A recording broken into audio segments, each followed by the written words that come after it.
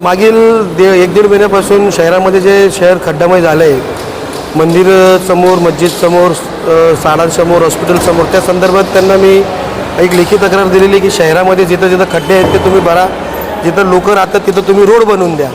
पण इथं उलटा कारभार चालू आहे. जिथं लोक राहत नाही त्या विभागामध्ये या लोकांनी रोड बनवून दिलेला आहे.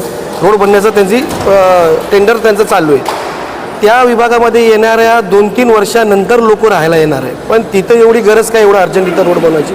शहरामध्ये आपल्याला जिथं गरज आहे तिथं तुम्ही रोड बनवा. शहरामध्ये काही लोकप्रतिनिधी असो, कुठल्याही पक्षाचे येतो, त्या लोकांनी इथं त्यांना अर्ज केलं की त्या अर्जाकडे ते लोक दुर्लक्ष करतात.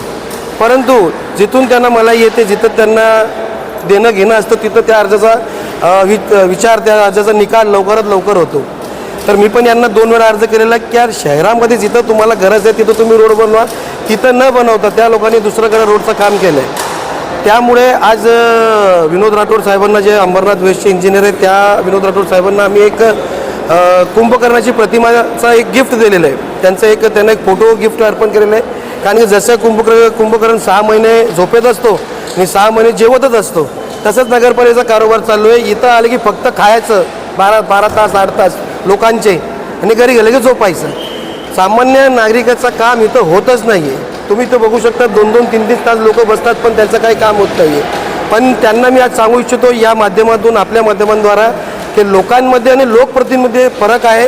लोकांचे काम तुम्ही करत नसेल तर लोकप्रतिनिधी येणार आणि तुम्हाला असे प्रमाणचे प्रतिमा असो किंवा असे प्रमाणचे तुम्हाला गिफ्ट देणारच. जर माझ्या निवेदनावर जर त्यांनी विचार केला नाही तर येणाऱ्या आठवड्यामध्ये इथं मी गाढव सकट येणार आणि गाढवा या नगरपालिकेवर टाकून देणार.